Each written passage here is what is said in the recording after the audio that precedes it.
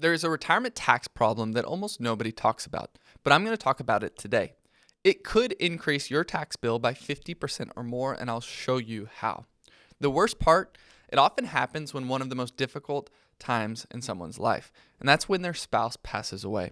I'm your host, Eli Freeman. I'm a certified financial planner, and this is DataBrief, where we break down the data behind investing in retirement so that you can make more informed decisions based on facts and not your feelings. As always, let's look at the data. So meet Sam and Susan.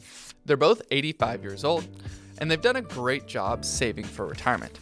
They've accumulated $1 million in retirement accounts, and at their age, they are required to take a required minimum distribution of $62,500 each year, which is 6.25% of their portfolio. Sam receives $45,600 per year in Social Security, and Susan stayed home to raise their family, so her Social Security benefit is $22,800 because she's claimed spousal benefit off of Sam's income.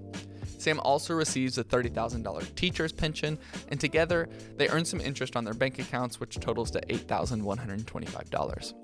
This gives them a total annual income of $158,765. Now, because they're married, they receive several valuable tax benefits, especially because they're both over 65 years old. The first is that they receive the standard deduction, which is actually higher than those under 65. Theirs is $35,500 because it includes an extra $1,650 per person for being over 65. On top of that, they also qualify for most of the enhanced senior deduction. This reduces their taxable income by $10,948. If their income was underneath $150,000, this would be $12,000, but since they're over $150,000 of income, it's slightly reduced. In total, though, they receive $48,448 of deductions. That leaves them with a taxable income of $112,317. Their highest marginal tax bracket is 22%, but their average tax rate is only 8.9%, and their total federal tax bill is $14,134. So far, everything looks normal, and this is a fairly normal retirement that I see. Even if you don't have a pension, if they had another $500,000 in their IRAs, then it would be the equivalent of $30,000 pension because of the required distributions required. Now I want to look at what happens after Sam passes away. Susan is now filing as single. She keeps Sam's larger Social Security benefit of $45,600, but she loses her own benefit of $22,800. So just from Social Security, her income falls by nearly $23,000. Most people would naturally assume that if their income goes down, their taxes should also go down. And I would assume that much too, but that's not what happens. In fact, it's really frustrating. So what does happen is for everyone who's made it this far in this video, that you probably should click the like button below. So drop a comment if you've ever heard of this, and subscribe if you've learned something. Really, your subscribing helps the channel, and your comments help our engagement increase so that more people can learn about this. And this is a really important topic. So back to Sam and Susan. Susan's income decreases, but her deductions shrink dramatically.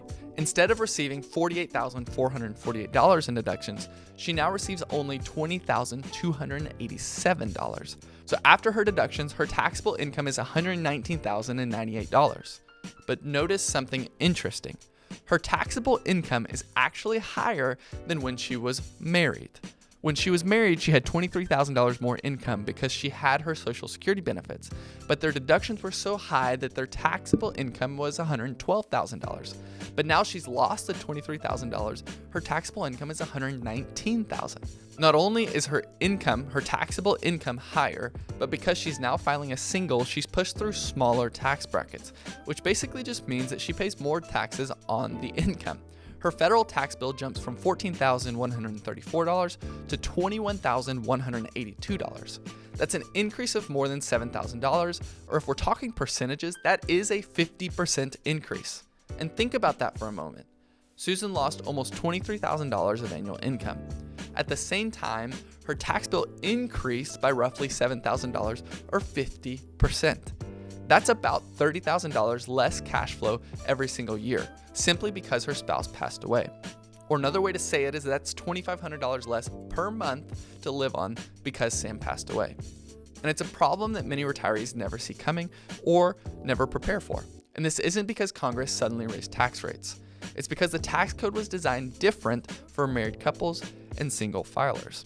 When one spouse dies, the surviving spouse often loses the wider married filing jointly tax brackets, larger deductions just like I demonstrated throughout this video, and other tax benefits just like those phase outs, the enhanced senior deduction. Now the income is too high, so the single deduction is much lower.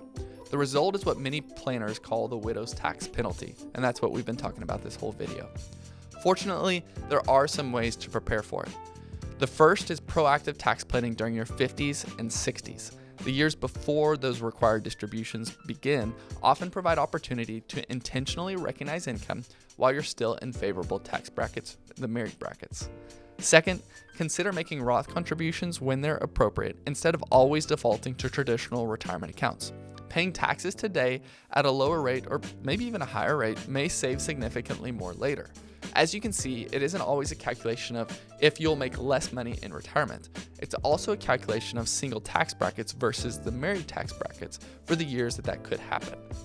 Third, evaluate Roth conversions during low income years. Converting portions of your pre-tax accounts before required minimum distributions begin can reduce your future taxable income and lessen the impact on a surviving spouse. Because those distributions, the $62,500 distributions, if those were coming from a Roth instead of a traditional IRA, she would have no income from that, and so her tax brackets would be significantly lower. Finally, and this is not all inclusive, but take a closer look at where you're holding your cash. Large cash balances generate taxable interest every single year, and in some situations, holding a portion of those assets in investments that primarily go through appreciation can create more flexibility since capital gains are generally recognized only when you choose to sell the asset.